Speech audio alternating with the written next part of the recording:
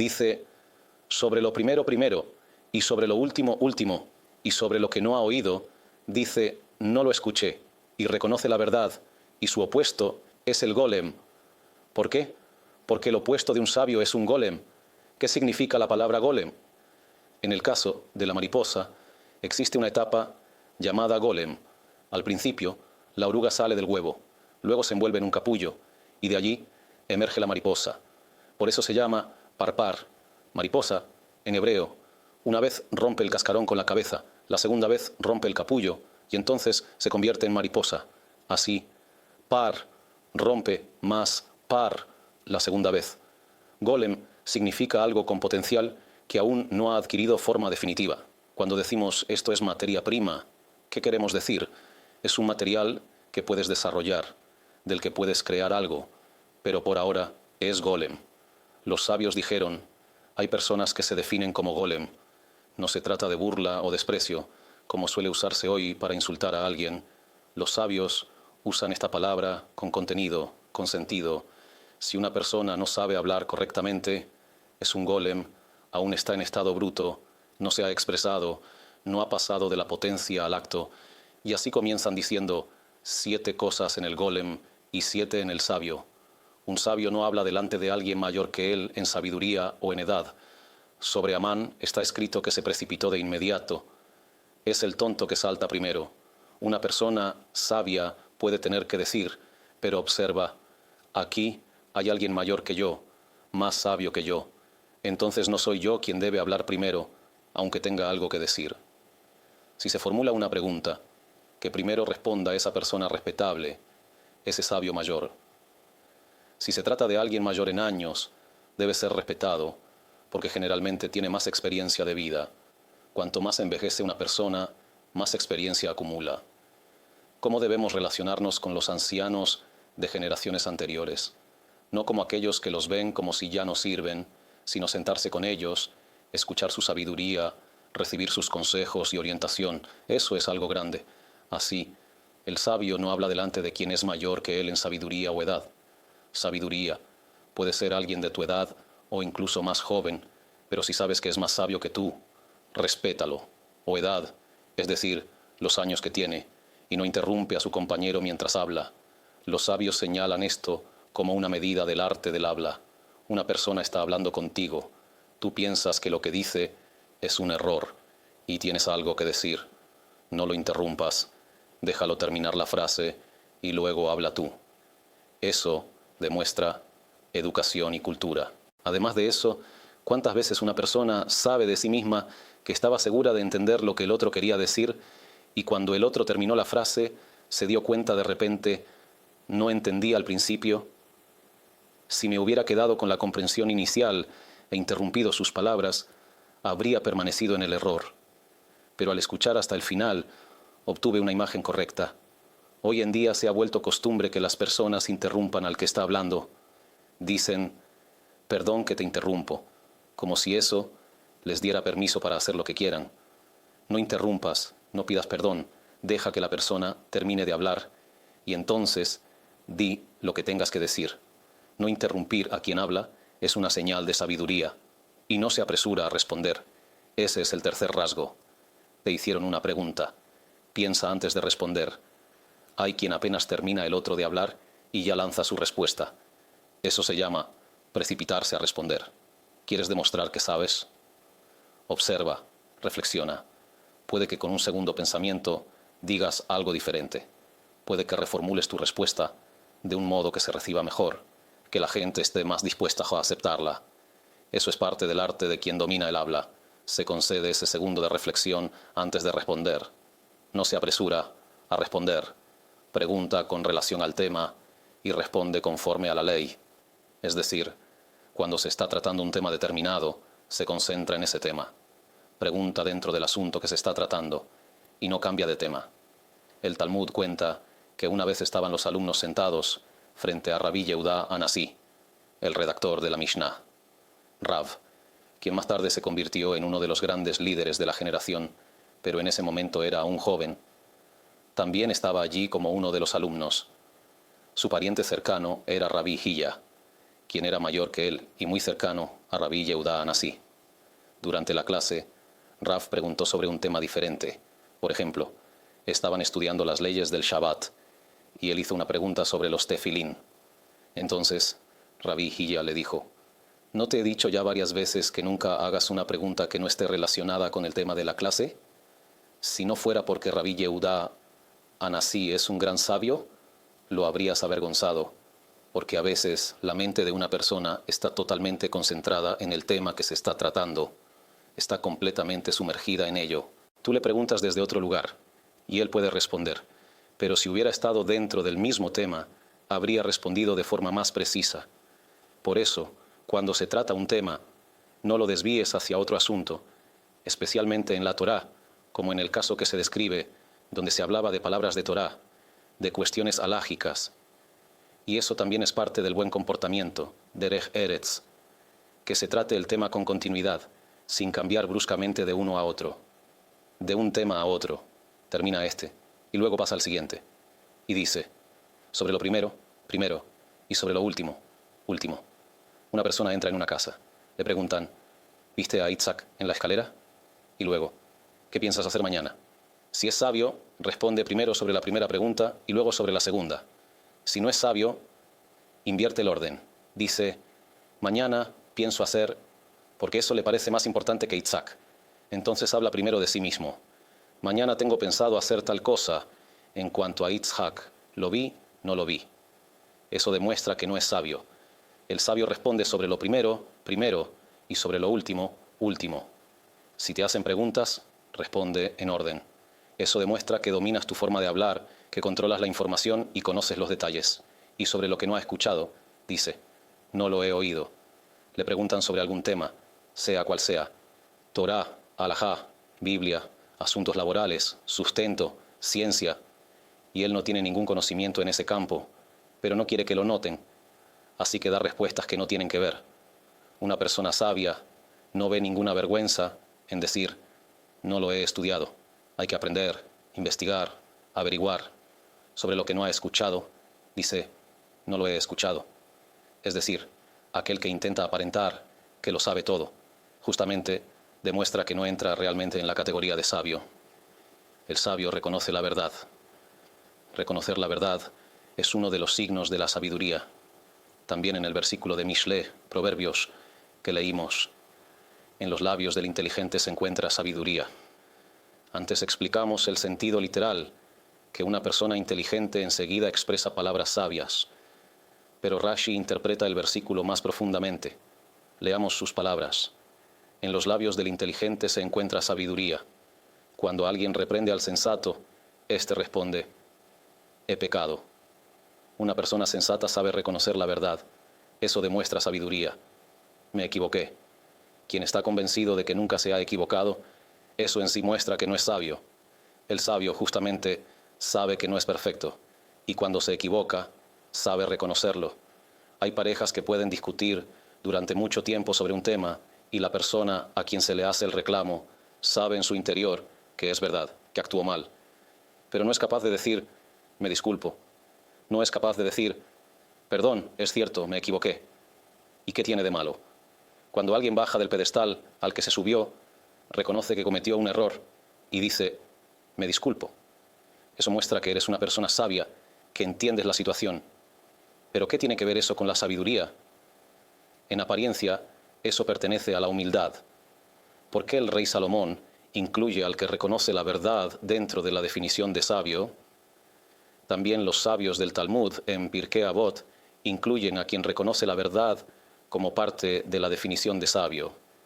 En apariencia, eso encajaría más en la definición de una persona humilde, alguien dispuesto a bajar su orgullo, a disminuirse y decir, tienes razón, me equivoqué. Sin duda, esto también está relacionado con la humildad, pero el rey Salomón y la Mishnah aquí nos enseñan que también es una señal de sabiduría. Ese es el sabio que ve lo que está por venir, que piensa un paso adelante. Si te equivocaste y te aferras obstinadamente a tu posición, ¿qué se gana con eso? Si yo sé que te equivocaste y aún así insistes tercamente, eso crea distancia emocional. Luego, cuando se pide algo del esposo o de la esposa, Toda la frustración, la amargura, el enojo, por saber que te equivocaste y aún así insistes, todo eso sale a la superficie. El desprecio social que esa persona recibe lo termina perjudicando. Pierde incluso en este mundo, no solo en lo espiritual. Por eso, una persona sabia que ve lo que viene, sabe. Es mejor decir ahora me equivoqué que pasar 2 días discutiendo cuando sé que no actué bien. Cada persona puede expresarlo con sus propias palabras. Uno puede decir me equivoqué, otro puede decir pido disculpas, otro lo lamento. Hay muchas maneras de formularlo para transmitir el mensaje. Reconocer la verdad. Pensé de una manera, pero reconozco que fue otra. El Rambam, Maimónides, en una de sus cartas, escribe que el Creador puede testificar sobre él lo siguiente: me alegra más aquel que me muestra mi error que aquel que me dice que tuve razón. En la mayoría de las personas es al revés. Si uno dice algo y le traen una prueba de que tenía razón, lo valora. Pero si le muestran que se equivocó, se enoja. El Rambam dice sobre sí mismo que no es así, porque él busca la verdad, no su propio ego, no su yo. Y por eso valora más, se alegra más, cuando alguien le muestra que estaba equivocado. No es que se alegre de haber cometido un error, sino que se alegra de que se lo señalaron, porque si no se lo hubieran mostrado, habría quedado atrapado en la misma idea, en el mismo error. Y gracias a que se lo demostraron, ahora corrigió su camino. ¿Verdad? Por eso se alegra. Pero si alguien le trae una prueba de que tenía razón, dice el Rambam: está bien, gracias por mostrarme que tenía razón, pero incluso si no me lo hubieras mostrado, habría seguido pensando igual. Solo me diste refuerzo. Gracias por el refuerzo. Pero la verdadera gratitud, el aprecio auténtico, es para quien me mostró que estaba equivocado. Él me sacó de mi error. Esa es la grandeza de una persona, y por eso dicen los sabios, y dice el rey Salomón: sepas que esto también es señal de sabiduría, y su opuesto es el golem. La versión contraria a los sabios es el golem. Vamos a adentrarnos un poco más en otra dimensión de la Mishnah, algo que requiere explicación. Seguramente, al leer esta Mishnah, hubo quienes se preguntaron a sí mismos: la Mishnah comienza con las palabras 7 cosas hay en el golem y 7 en el sabio. El sabio no habla en presencia de quien es mayor que él. Trae toda la lista de los rasgos de sabiduría y al final dice: y lo contrario de estos, en el golem. Entonces, ¿por qué comienza la Mishnah diciendo 7 cosas hay en el golem y 7 en el sabio? ¿No debería haber comenzado con 7 en el sabio y luego explicar: el sabio no habla en presencia de quien es mayor que él, etc.? O si ya empiezas con 7 cosas hay en el golem y 7 en el sabio, entonces deberías haber dicho: el golem habla en presencia de quien es mayor que él, y hablar sobre los golems. ¿Por qué empieza con los 7 del golem y luego pasa al sabio, pero enseguida explica solo al sabio? Los comentaristas escriben aquí algo maravilloso. También lo trajimos en la explicación sobre Pirkei Avot. La Mishnah enseña: no esperes nacer como una persona perfecta. Todo ser humano, al principio, está en la categoría de 7 cosas en el golem. Que te encuentres a ti mismo interrumpiendo, hablando mientras otros hablan, cortando a la gente, y luego te asustes. ¿Qué? ¿Soy un golem? La Mishnah te dice: no te asustes. Todos al principio son golems. Ese es el primer paso. 7 cosas en el golem. El paso siguiente es 7 cosas en el sabio. Ve trabajando poco a poco. Transforma tu carácter. Examínate. Evalúate. En esto ya crecí. En esto avancé. Aquí aún tengo que mejorar. Sigue avanzando en la vida. Y al final te convertirás en un sabio completo. Pero una persona no puede nacer siendo un ángel. A veces uno se siente decepcionado de sí mismo. ¿Por qué tengo esta inclinación negativa? ¿Por qué tengo este deseo, esta ira, esta atracción?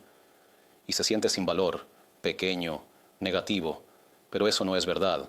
Que una persona tenga instinto del mal, yetzer hará, o deseo o atracción, incluso hacia las cosas más prohibidas, y que sienta: nací con deseo hacia algo que la Torá prohíbe, y yo lo siento con intensidad. Esa atracción no lo convierte en una persona problemática o negativa. Debe decirse a sí mismo: este es el aparato de ejercicios que Dios me dio para superar mis impulsos negativos, construirme a mí mismo y ganar el mundo venidero. ¿Tengo esta inclinación mala? Está bien. Él tiene otra inclinación mala. Aquel tiene ira. Ese otro tiene deseo fuerte. Está bien. Cada persona tiene lo suyo. No es un defecto tener instintos negativos. ¿Cuál es el defecto? Si uno se rinde ante ellos, si acepta quedarse en ese estado bajo, ahí está el problema. Y ese es también el secreto del versículo. 7 veces cae el justo y se levanta. Se cae y se le llama justo porque se levanta. Cae porque tiene inclinación negativa, pero se levanta, no se conforma y al final siempre permanece de pie. Como un niño que aprende a caminar, cae, se levanta, hasta que aprende. Esto es verdad en todos los ámbitos de la vida. Por eso también la Mishnah comienza con 7 cosas en el golem y solo después pasa a las 7 en el sabio.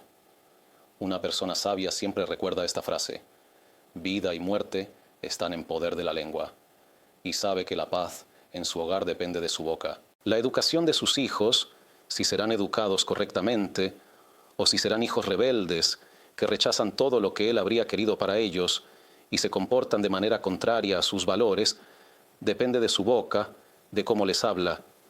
Si un padre habla con su hijo de forma humillante y despectiva, puede decir las cosas más correctas, pero si humilló al niño, lo avergonzó, lo presionó, como dijo Rab Volve, un niño es como un resorte.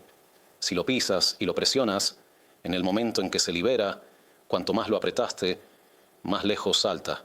Por otro lado, tampoco está permitido darle al niño libertad total para hacer lo que quiera. ¿A dónde llegará así? La actitud correcta es: la mano izquierda rechaza y la derecha acerca, como dice el Talmud. En la educación de los hijos, la izquierda representa la mano débil, el niño necesita freno, hasta aquí. Ese es el límite. Él quiere algo y tú le dices no, hasta aquí, y la derecha lo acerca. La derecha es la mano fuerte, acércalo con fuerza. El niño necesita tanto cercanía como límites, pero la cercanía debe ser mayor en cantidad y en intensidad, y los límites deben ser más suaves. Ese es el equilibrio correcto entre la cercanía al niño y los frenos que uno debe ponerle. Pero incluso el rechazo, la mano izquierda, nunca debe ser de forma humillante o degradante. Por eso dice la Mishnah, que el honor de tu alumno te sea tan querido como el tuyo. Aunque el niño es como un alumno, él también tiene dignidad, y así como tú estás dispuesto a recibir críticas, pero no de forma humillante, él también está dispuesto a recibir críticas, pero no de forma humillante. Pero si lo aplastas, si usas palabras ofensivas, ¿qué importa si es un niño? ¿Acaso no tiene dignidad? Háblale con respeto, háblale con claridad. Esto se hace, esto no se hace, esto está permitido, esto está prohibido. Oriéntalo. A veces hace falta imponer un castigo. Está bien. Pero si el niño crece en una tina de calor y amor, entonces, incluso cuando recibe un castigo, él tiene equilibrio interno. Sabe, mi papá me ama, me elogia, me valora. Aquí me equivoqué, por eso me castigó con algo. Pero en general, sé que soy amado y deseado. Ese niño crece feliz. Y lo más importante en ese calor y amor es la palabra. Hay padres que, gracias a Dios, tienen mucho dinero, pero no tienen paciencia para los hijos. Entonces les compran todo lo que quieren, que tenga un iPhone, que tenga juegos caros, con tal de que no me moleste, que mi esposa se encargue de él. Y cuando el niño crece, los padres no entienden. ¿Por qué está tan distante de mí? ¿Por qué no me quiere? ¿Por qué me ve como un extraño? Cuando él era niño, me esforcé tanto. Le di cosas que yo ni soñé recibir de mis padres, ni una décima parte. Entonces, ¿por qué yo estoy tan unido a mis padres y él está desconectado de mí? Me ve como un extraño, ajeno. La respuesta es: porque nunca vio tu corazón. Un niño necesita ver el corazón de sus padres, ver que lo aman, y el corazón está muy ligado a las palabras.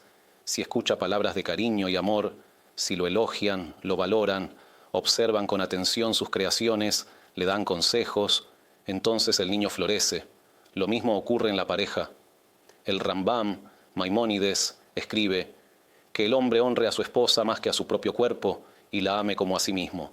Parte de esto es saber expresar el amor, saber cómo hablarle, tener un oído atento, brindarle apoyo, ánimo, una palabra oportuna. Entonces hay allí florecimiento, hay alegría de vida. Ayer se me acercó un hombre por la noche, cuando salíamos de cierto lugar, y me dijo que su esposa quiere divorciarse. Tiene muchas quejas sobre él. La situación no está bien. Le dije, anota 3 cosas, y esto es algo importante para toda pareja. La esposa hacia el esposo y el esposo hacia la esposa. No hay que llegar al punto de casi divorciarse. Cuando hay tensión, una persona sabia debe escribir 3 cosas, las 3 quejas principales del otro. ¿Sobre qué se queja mi esposa principalmente? Le dije, observa cuáles son las 3 cosas que se repiten.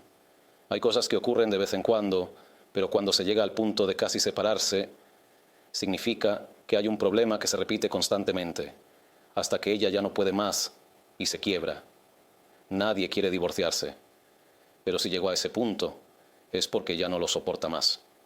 Escribe 3 cosas que tu esposa se queja regularmente y dite a ti mismo, aunque creas que no tiene razón, vas a cambiar en eso. Vas a subir de nivel. Y generalmente, si lo analizamos, la mayoría de las quejas de una esposa hacia su esposo tienen que ver con la forma de hablar.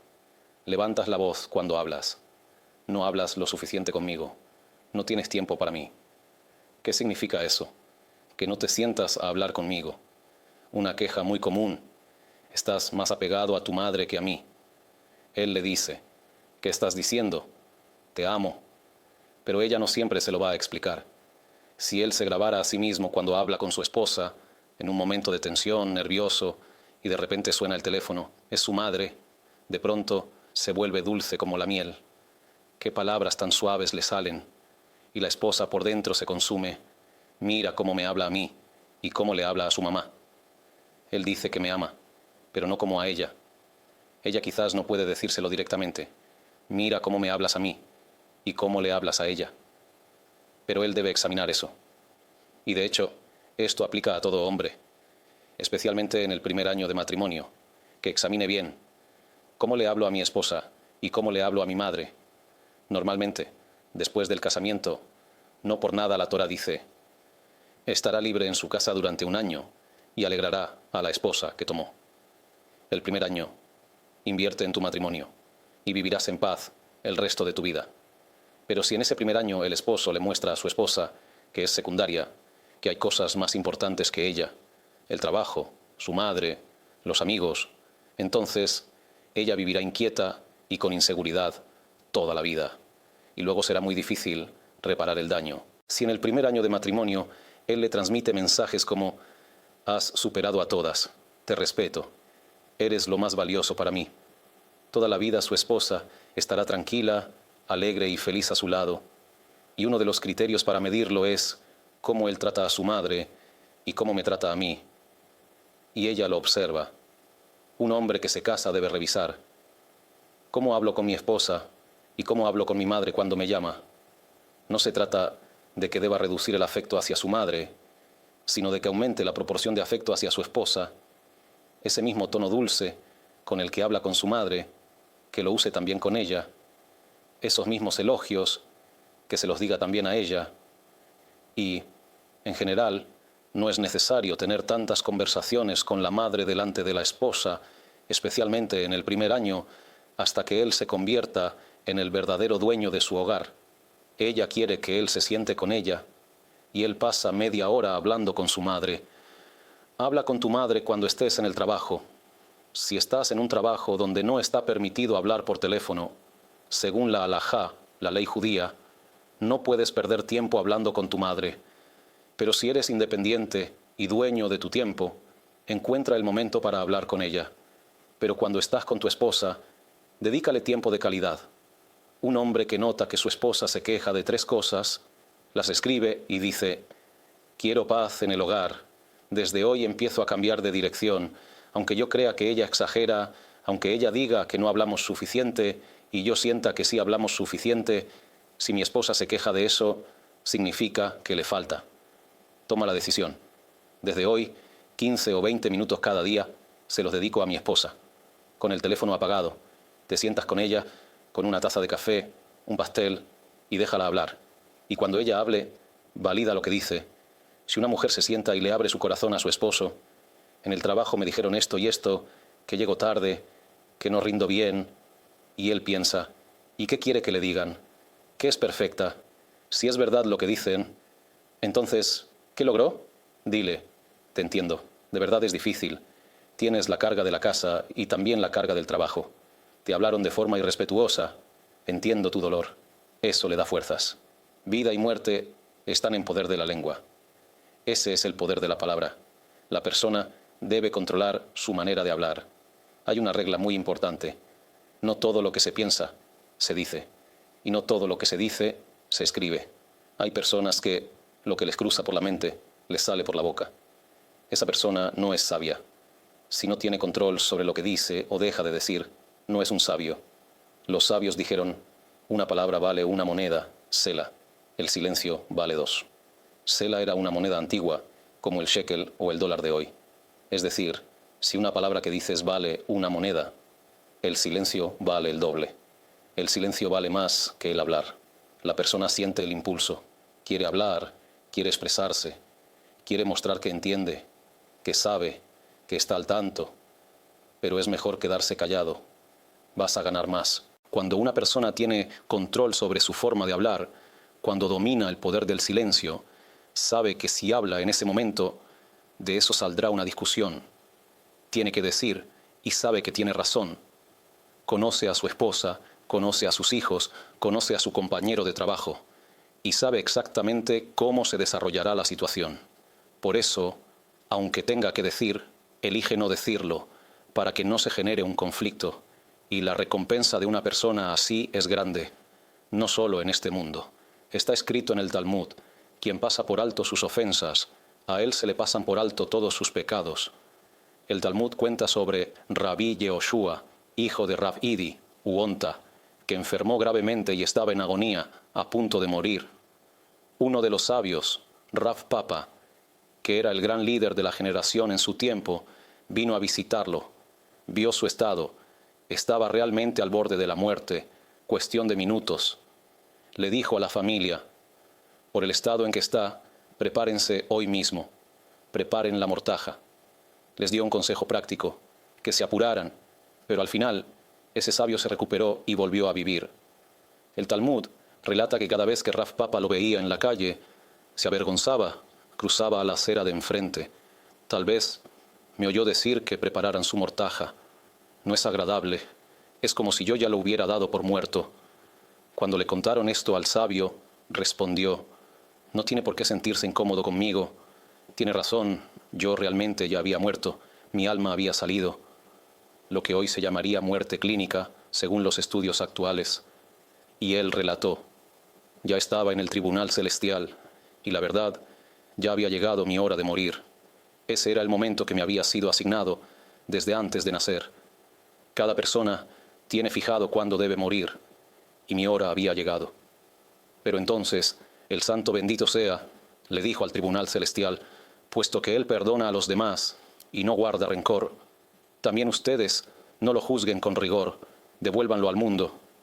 Sí, según la justicia debería morir, pero toda su vida él evitó disputas, cedía, prefería la paz, la unidad. Así como él no se aferra a su posición, tampoco ustedes se aferren ahora a la justicia estricta. Devuélvanlo a la vida. Tiene esposa, hijos, familia. Y él dijo, no hay por qué molestarse. Tiene razón. Así fue realmente. ¿Qué significa perdonar y dejar pasar? Sobre todo, saber guardar silencio. Saber callar cuando corresponde callar. Pasemos ahora al siguiente versículo. Los sabios atesoran el conocimiento, pero la boca del necio es una ruina cercana. En el versículo anterior dijo, en los labios del sensato se encuentra sabiduría. Una persona sensata, siempre escucharás de su boca palabras de sabiduría. Pero respecto al necio dice, el palo es para la espalda del tonto falto de corazón. ¿Por qué dice el palo? Porque solo cuando recibe golpes en la vida se endereza. Una persona que es falto de corazón no tiene sensibilidad. No sabe cuándo callar, cuándo hablar. Lo que piensa, lo dice sin filtro. Y solo después de sufrir en la vida, se da cuenta. Si no tengo control sobre mi forma de hablar, eso solo me dañará. Por eso dice el rey Salomón desde un principio, no esperes a llegar al punto en que la vida te golpee para empezar a hablar con sensatez. Más bien, cuando todavía eres joven, cuando aún tienes la vida por delante, cuando todavía no has cometido errores, sé sabio, habla con sabiduría y edúcate correctamente. Eso es en cuanto al tema del habla. En el siguiente versículo dice, los sabios guardan el conocimiento. Una persona sabia, ¿qué significa guardar? Hay una diferencia entre guardar y atesorar. Atesorar, en hebreo leaspin, significa una protección aún más cuidada, guardar en secreto, como un código cifrado. Los sabios atesoran el conocimiento, no todo lo que saben lo dicen, saben mantenerlo dentro, y no se trata de cualquier conocimiento, se trata de sabiduría, conclusiones verdaderas, y si eres sabio, tampoco compartirás palabras sabias en cualquier lugar. Sabrás cuándo conviene hablar y cuándo no. ¿Cuántas veces me preguntaron jóvenes que están acercándose al judaísmo? ¿Murió alguien de mi familia, un abuelo o alguien así? Gracias a Dios, ya tengo muchas clases de Torá, mucho conocimiento, pero mi familia no sabe nada. Están completamente desconectados. Y ahora voy a una casa de duelo, a la Shivá. Seguramente me pedirán que diga unas palabras de Torá. Saben que me volví religioso. Después de que alguien muere, todos comprenden que existe un mundo venidero. Cuando están vivos, sus pensamientos están en tonterías, placeres y deseos de este mundo. Pero cuando alguien muere y están sentados en la Shivá, todos entienden qué se puede hacer por esa persona ahora en el mundo venidero. Solo rezar, estudiar Torá, cumplir mitzvot, hacer buenas acciones y dedicarlo en su memoria. Cuando una persona fallece, ¿qué dicen en su funeral? ¿Sabía cocinar bien? Eso no se considera un elogio. Era muy rico, tenía 10 casas. Nadie dice eso. Se entiende que eso no es una virtud. Alaban. Era una buena persona, tenía un corazón de oro, ayudaba a los demás, cumplía la Torá y las mitzvot, estudiaba regularmente. Todos entienden que lo que acompaña al alma en el mundo venidero son los actos espirituales. Por eso también dijo el rey Salomón, es mejor ir a una casa de duelo que a una casa de banquetes. Una noche te invitan a 2 lugares. No puedes ir a los 2. Uno es una casa de duelo. Te invitan a consolar a la familia. El otro es una boda. Uno está en Afula, otro en Beer Sheva. No puedes estar en ambos. El impulso natural de una persona, ¿a dónde quiere ir? A la fiesta, con música, baile, buena comida. Pero el rey Salomón dice, sé sabio, mejor ir a la casa de duelo. ¿Por qué? Concluye el versículo. Y el vivo reflexionará en su corazón. Vas a una boda, comes, bebes, bailas. ¿Qué te llevas a la vida? Nada. Vas a una casa de duelo y de pronto te das cuenta. Ese hombre estaba con nosotros, lo conocía, ya no está. ¿Qué se llevó al mundo venidero? A fin de cuentas, 1,5 metros, 2 metros de tierra, una lápida encima, y eso es todo. Allí quedará hasta la resurrección de los muertos. ¿Y qué tiene allí? ¿Qué se llevó? No el coche, no la casa lujosa, no la piscina privada, sino sus clases de Torá, las mitzvot que cumplió, sus esfuerzos por superarse, su renuncia personal, su capacidad de perdonar. Cuanto más espiritual fue, más se llevó consigo. Por eso dice el rey Salomón, es mejor ir, y el vivo reflexionará en su corazón. La persona aprende lecciones. Y aquí dice, los sabios ocultan el conocimiento. Una persona sabia sabe guardar en su interior incluso cosas verdaderas. Y la boca del necio está cerca de la ruina. Su boca es como la de un necio, que es peor que un simple tonto. Ruina, majitá, es un hoyo o trampa. Cerca de la ruina, quiere decir que su boca lo derriba al instante. El hoyo está cerca, aunque parezca caminar con confianza. Caerá porque no sabe controlar su habla. Lo mismo con el escuchar. Cuando uno sabe escuchar, como dijeron los sabios, que no interrumpe a su compañero ni se apresura a responder, sino que escucha hasta el final, gana, tanto porque la imagen que recibe es más clara, como porque los demás toman sus palabras con más seriedad.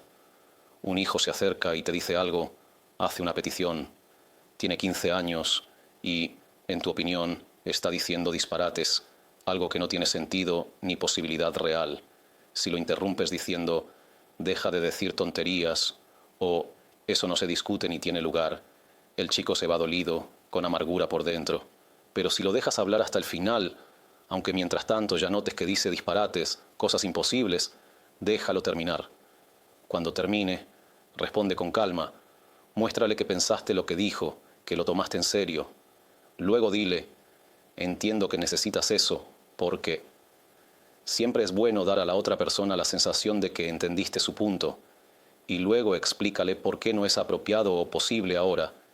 No siempre hay que decirle la razón que más lo enfadará. Hay razones secundarias, también válidas, que pueden ayudarle a aceptar la negativa. Así, el niño crece con la sensación: respetaron mi opinión, me escucharon, al final no aceptaron, pero no me avergonzaron ni me despreciaron. Escuchar es algo muy importante. Lo mismo ocurre en el matrimonio. Quien sabe escuchar al otro, aunque piense que lo que el otro dice no es realista, que no tiene sentido, igual debe escuchar. Demuéstrale: estoy contigo, te entiendo. También hay una halajá, ley judía, en los tribunales rabínicos, cuando se juzga según la Torá sobre temas monetarios. Dos personas vienen ante el juez, socios que quieren disolver su sociedad, o una disputa de préstamos, alquileres, cualquier conflicto financiero entre vecinos o conocidos. Cada uno presenta su versión. El demandante primero, luego el demandado. Según la ley judía, incluso si el veredicto es claro, el juez debe repetir los argumentos de ambos. Entiendo que tú alegas tal y tal cosa, y entiendo que tú respondes tal y tal cosa. ¿Por qué el juez debe repetirlo? Primero, para confirmar que entendió bien. Puede pensar que entendió, pero el otro quiso decir otra cosa. Cuando repites lo que alguien dijo, él puede decirte: no, no es exactamente así. Y entonces te corrige y te dirige hacia el lugar correcto. Segundo, les haces entender que no estás simplemente arrojando palabras, sino que escuchaste, comprendiste la imagen completa y llegaste al veredicto con claridad. Esta es una indicación relacionada con los tribunales rabínicos, pero todo ser humano en casa a veces actúa como juez. Dos hijos vienen discutiendo, hay un desacuerdo entre esposo y esposa, cualquier tema. Cuando una persona sabe escuchar, como dijo el rey David: cuando se levantan contra mí malvados, oigan mis oídos. Incluso aquellos que quieren hacerme daño se quejan contra mí, me insultan. Yo escucho. Quizás haya algo en sus palabras que yo deba corregir. Hasta aquí hablamos del nivel simple del habla humana. Cuánto el control sobre el habla, el silencio y la escucha puede cambiar toda la vida para bien. Hay un nivel más profundo que resumiremos en pocas palabras. Este ya toca la dimensión espiritual de la creación. Hay un versículo que dice que el santo, bendito sea, le dice al hombre: y pondré mis palabras en tu boca, y con la sombra de mi mano te protegeré, para plantar los cielos y fundar la tierra. El santo, bendito sea, le dice al ser humano: yo creé el mundo con la palabra. Debes saber que tú, con tu palabra, puedes cambiar la realidad. ¿Por qué cuando una persona le habla a otra sobre cualquier objeto, puede decirle: dame ese dabar, esa cosa? La palabra dabar es válida para todo, porque dabar viene de dibur, del habla. Es decir, dame lo que fue creado con la palabra. Esto fue creado con la palabra, y aquello también. Cuando una persona habla hebreo, habla fe sin darse cuenta. Incluso si dice: soy ateo, pero si dice: dame ese dabar, en otras palabras está diciendo: dame lo que fue creado por la palabra divina. Dame ese objeto significa: dame aquello que el Creador desea que exista. Por eso, todo objeto se llama efetz, deseado, y todo objeto se llama dabar, palabra. Y el santo, bendito sea, dice: creé el mundo con la palabra, y a ti te di el poder en la boca. El habla es una fuerza única del ser humano, que no se encuentra en los animales. Todo lo demás, visión, oído, caminar, comer, también lo tienen los animales, pero existen mineral, vegetal, animal y hablante, medaber. Si no tuviéramos el poder del habla, perteneceríamos al reino animal. Solo domem, inanimado, tsomeaj, vegetal, hay, animal. Hay un nivel adicional, medaber, el que habla. El santo, bendito sea, le dio al ser humano el poder del habla no solo para comunicarse. Podríamos arreglárnoslas también sin hablar, como los animales, con movimientos, sonidos, ruidos. Pero Él nos dio el habla para que podamos comunicarnos con Él. Ganamos también la capacidad de comunicarnos entre nosotros. Cuando una persona estudia Torá, el santo, bendito sea, está hablando con Él, porque está leyendo lo que Él dijo. Cuando una persona reza, está hablando con el Creador. La comunicación es mutua. En el estudio de la Torá, Él nos habla. En la oración, nosotros le hablamos a Él. La tefilá, el rezo, crea conexión. Tefilá son las letras de Petilá, mecha. La mecha conecta entre el fuego de arriba y la materia de abajo, la del candelabro. Así también la tefilá conecta entre el hombre que está en el mundo material y el Rey del universo, el Santo, bendito sea. La oración es una fuerza poderosa. Es posible anular decretos, salvar soldados. Una persona puede resolver sus propios problemas. Hay una fuerza inmensa que el Creador del universo nos dio en la boca y no la usamos. Está escrito en la Guemará que uno de los sabios le dijo a su compañero, así lo recibió de sus maestros, gracias al aliento de la boca de los niños que estudian Torá en la casa del maestro, es decir, niños menores de Bar Mitzvah que asisten al Talmud Torá, la escuela de estudios religiosos, el mundo se sostiene. Así como el ser humano no puede vivir sin oxígeno, el mundo no puede existir sin Torá. Tal como dice el versículo, si no fuera por mi pacto día y noche, no habría establecido las leyes del cielo y la tierra. Le dijo, ¿y qué hay de ti y de mí? ¿Acaso no valemos nada? Nosotros también somos sabios. Eran amoraim sagrados, tenían el poder de resucitar muertos. Respondió, no se compara el aliento de una boca sin pecado con el de una boca con pecado. Nosotros, con todos los respetos, aunque seamos grandes rabinos, como está escrito, no hay justo en la tierra que haga solo el bien y no peque. Sin duda, toda persona tiene fallos, necesita hacer teshuvá, arrepentimiento. Un niño antes del bar mitzvah es totalmente puro. Cuando un niño recita Teilim, cuando estudia Torá, emite ondas de sonido completamente puras y limpias. Su efecto y su vitalidad sobre la creación no se comparan con los de un adulto, incluso si es un gran rabino. Cuán importante es que haya sinagogas donde, en Shabbat, organizan a los niños, los traen, les dan algunos dulces, sorteos, los hacen leer Teilim y al final hacen un Misheberach, una plegaria especial, por los soldados de Israel. En algunos lugares abren el arca sagrada, rezan, les cuentan a los niños una historia de fe, un poco de alajá, palabras de Torá según la edad. Muchos ya lo hacen y es algo grandioso, y quien no lo hace en su zona, que lo inicie, que él mismo junte a los niños o que lo financie. Le diga a un estudiante de yeshivá, tú tráelos, yo te pago, yo doy los dulces, solo organiza esto. Y ese habla de los niños es más poderosa que el estudio de Torá de adultos, más poderosa que el de los propios jóvenes de yeshivá. Por supuesto que todo estudio de Torá tiene gran fuerza, como le respondió, sí, también nuestro estudio tiene valor, pero no es comparable. Leamos lo que escribió Rab Haim de Voloshin en su libro Nefesh HaHaim. Él explica qué es el habla. Fue un gran cabalista y escribe así en la segunda sección, capítulo 10. Y la verdad sin ninguna duda. En el libro citamos más de sus palabras, pero voy directo a nuestro punto. La verdad sin ninguna duda es que si el mundo entero, de un extremo al otro, estuviera desocupado, Dios no lo quiera, incluso por un solo instante, del estudio y concentración en la Torá, inmediatamente se destruirían todos los mundos, los superiores y los inferiores, y se anularían por completo. Todos los astros, las galaxias, los universos espirituales, todo se anularía, un solo instante sin Torá. El Ben Ish Hai escribe que esa es la razón por la que cuando el sol se pone en un lado del mundo, en otro lado está saliendo. Y cuando se pone en nuestro lado, sale en el otro, para que siempre haya alguien en el mundo estudiando Torá. Nosotros vamos a dormir. Ellos se levantan y estudian Torá. Ellos van a dormir. Nosotros nos levantamos a estudiar Torá. Esa es la razón, dice el Ben Ish Hai, por la cual el Creador hizo el mundo de esta manera. También vemos en las enseñanzas de los sabios, Hazal, lo que es el poder del habla. En el Tratado de Shabbat, página 30, está escrito: por el pecado de hablar de manera vulgar, nibul peh, muchas desgracias y decretos duros se renuevan y mueren jóvenes del pueblo de Israel. Cuando dice jóvenes enemigos de Israel, es un eufemismo, una expresión invertida. En realidad, se refiere tristemente a jóvenes judíos. Cuando uno escucha sobre un soldado que cayó o un joven que murió en un accidente o en una fiesta, los sabios dicen, ¿sabes que hay una causa espiritual detrás de eso?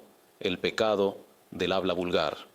Cuando una persona contamina su boca con chistes indecentes, maldiciones, dice, ¿qué dije? Solo estaba bromeando. pero estás sacando palabras de tu boca que contaminan el mundo, y esa contaminación en el aire genera influencias espirituales dañinas. En cambio, estudias Torá 5 minutos, lees Teilim, aprendes alajá, escuchas una charla. Con eso estás sosteniendo la creación. También en el tema de la interpretación de los sueños, leemos en la Guemará lo siguiente. Tratado de Berajot, página 55. Dijo Rabí Baná, uno de los sabios del Talmud, había 24 intérpretes de sueños en Jerusalén, es decir, personas que de verdad entendían, no lo hacían por imaginación y se ganaban la vida con ello. La gente acudía a ellos, les pagaban, y ellos decían con precisión el significado. Los sabios de Israel los recomendaban, ve a preguntar a un entendido en sueños. Hablamos de esto en profundidad anteriormente. Hay 2 tipos de sueños. Uno es cuando la persona descarga las tensiones del día y sobre esto se dijo, los sueños hablan vanidades. No tiene sentido buscar una interpretación ahí, pero hay sueños que tienen signos claros de ser verdaderos, y la Guemará enumera esas señales. Cuando el sueño es auténtico, vale la pena acudir a alguien que sepa, para que lo interprete favorablemente. Y así contó uno de los sabios. Una vez soñé un sueño y fui con los 24 intérpretes. Uno me dijo una cosa, otro otra, y todos se cumplieron en mí, tal como está escrito. Todos los sueños siguen a la interpretación que se les da con la boca. Es decir, el sueño es como un enigma sin resolver, y la palabra hablada activa el mecanismo que determina cómo se cumplirá. Yo pensaba, ¿qué importa lo que diga uno o el otro? Pero se ve claramente que el habla tiene poder para transformar y materializar el contenido del sueño según lo dicho por el intérprete. Un poder inmenso. En la Guemará también se cuenta que Bar Kapará le dijo a Rabí Yehudá Anasí, vi en un sueño que se me cayó la nariz. Lo dice como ejemplo de cómo se interpreta un sueño para bien. Soñó que se le cayó la nariz, una sensación muy desagradable. Rabí le respondió, el enojo divino se ha apartado de ti. La nariz representa el enojo, como dice, y se encendió la ira de Hashem. Si la nariz cayó, el decreto se canceló. Después le contó, soñé que me amputaban las 2 manos. Le respondió, no necesitarás trabajar con tus manos, te enriquecerás. Y luego le dijo, el sueño no terminó, soñé que me amputaban las 2 piernas. ¿Qué sensación queda al despertar? Rabí le respondió, montarás a caballo. En nuestros días sería como decir, recibirás un volvo, no tendrás que caminar más. Y esa es una muestra de cómo se debe interpretar un sueño para bien. Por eso dice el Zohar, si una persona tiene un sueño, debe contárselo a uno de sus seres queridos para que lo interprete para bien. Pero si se lo cuenta a alguien que le tiene rencor y éste lo interpreta negativamente, se está causando daño a sí mismo. Una vez más vemos el poder de la boca. Si soñaste algo, cuéntaselo a alguien cercano que sepa interpretarlo favorablemente. Solo hay que añadir a las palabras del Zohar que se refiere a alguien que entiende que los sueños deben interpretarse para bien.